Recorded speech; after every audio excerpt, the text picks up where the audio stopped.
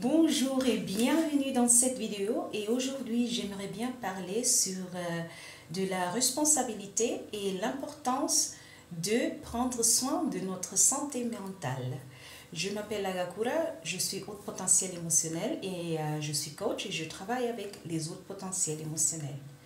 Alors, je vais vous demander une chose.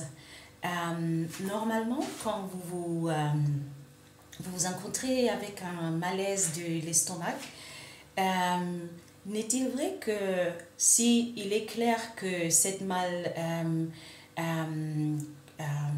malaise n'est pas causé par le stress ou parce que nous avons de la peur ou nous sommes fâchés, normalement la plupart des gens se demandent au moment de sentir le malaise, qu'est-ce que je consommais, qu'est-ce que j'ai mangé, qu'est-ce que j'ai bu.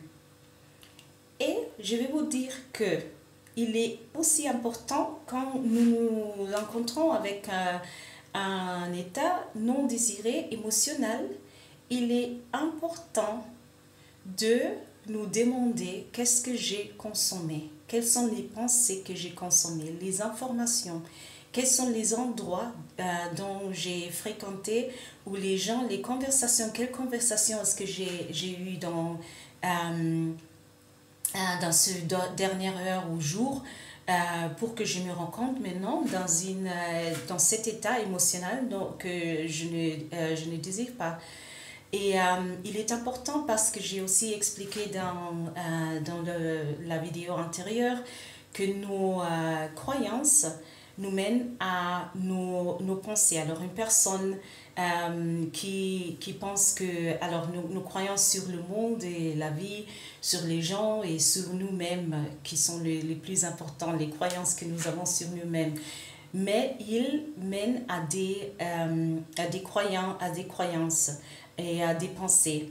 Alors une personne qui croit que le monde n'est pas dangereux, le monde est un bon lieu, les gens, la plupart des gens ont des bonnes intentions et qui aussi se sent bien avec lui-même, il aura d'autres pensées qu'une personne qui croit dans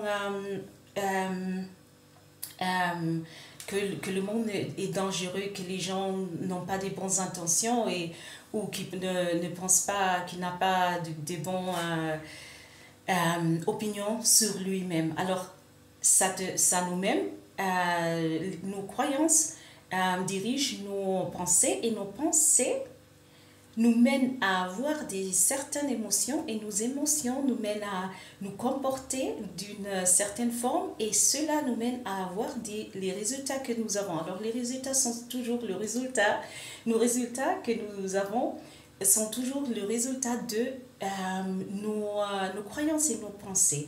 Mais aujourd'hui, j'aimerais bien parler de la relation entre les pensées et les émotions et comment il est important de commencer à nous demander qu'est-ce que j'ai consommé quand nous nous retrouvons dans un lieu émotionnel où nous ne nous sentons pas bien. Et il est important parce que c'est notre manière de pouvoir aussi influer notre état émotionnel. Alors c'est dans notre main, nous pouvons influer notre état émotionnel. Ça ne doit pas être une hasard, parfois je me sens bien, parfois non. Si vous commencez à jouer un peu le détective, de voir quelles sont les pensées qui me mènent à me sentir comme ça, quels sont les contacts, les gens et tout ça, et après aussi prendre les mesures. Alors parfois il aura de limiter le temps avec certaines personnes. Il n'est pas toujours nécessaire ou facile de couper le contact parce que parfois ils sont des gens que nous aimons et bien et qui nous aiment aussi bien. Mais de savoir, il y a une limite.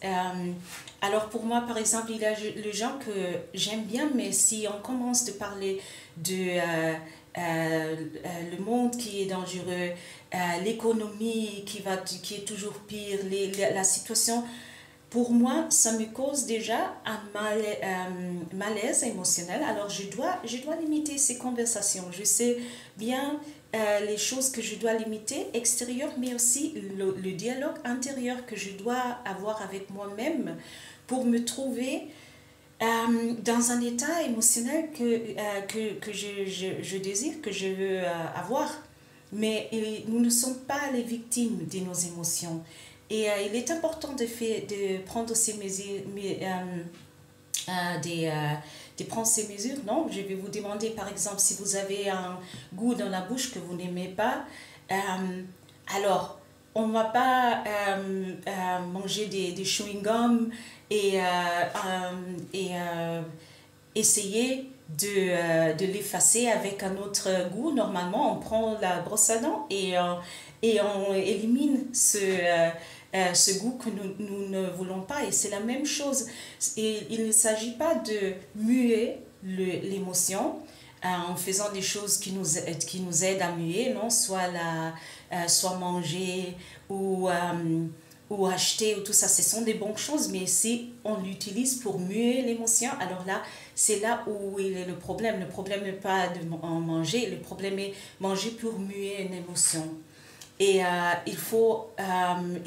ça nous aide de commencer à faire des choses, à jouer le détective des pensées et à commencer à aussi créer ce que j'appelle la galerie de photos mentales. Alors, dans votre appareil, votre téléphone, les photos que vous avez, je suis sûre que ce soit des photos qui vous font sourire, qui vous mènent à des lieux que vous avez visités, les moments avec les gens que vous aimez, ou même les photos qu'on vous envoie. Non? Pour moi, j'ai des photos des lieux que je ne connais pas, mais je les garde parce qu'ils sont belles. Ce sont des lieux belles, ce sont les photos des gens que j'aime, qui sont loin, mais ils me font sourire et ils me donnent je suis heureuse quand je les vois. Et c'est la même chose que nous pouvons commencer à créer une galerie des images mentales pour nourrir les émotions que nous voulons sentir plus fréquemment. Alors, l'état émotionnel que vous voulez avoir, il est possible de les créer avec les images, les choses, les scénarios que vous vous imaginez. Imaginez-vous le meilleur scénario. Imaginez-vous des choses ces choses que je vais essayer, ça va fonctionner. Et d'autres choses, mais de commencer à prendre influence et de ne laisser pas que ça soit une chose d'hasard, non, votre émotion, et d'être très très très de prendre soin des choses que vous consommez mentalement. C'est comme quand on mange de la nourriture qui n'est pas bon, normalement ça aussi cause de la malaise et nous nous sentons comme hors de contrôle. Il y a l'estomac qui nous dit non, c'était pas bon. Et c'est la même chose avec les pensées et les émotions. Consommer les pensées qui ne sont pas bonnes, qui ne sont pas qui ne nourrit pas, ça aussi cause les émotions que nous ne voulons pas. Alors c'était seulement une invitation. J'aimerais bien vous inviter de commencer à le faire, de prendre cette responsabilité dans votre main et de ne laisser pas on verra demain ce qui se passe. Non, non, non. Il y a toujours les jours, non, où les choses ne fonctionnent pas comme nous voulons, mais en général, nous avons le pouvoir de influer notre état émotionnel. Et c'était ça que j'aimerais bien partager avec vous. J'espère que cette chaîne vous aide moi aussi dans votre voyage, soit où vous êtes maintenant dans votre voyage. Et si vous êtes jamais intéressé sur mon travail comme coach, vous pouvez toujours me contacter. Je laisse toujours mon adresse email dessous de chaque vidéo. Merci beaucoup et j'espère vous revoir dans un des prochaines vidéos. Merci.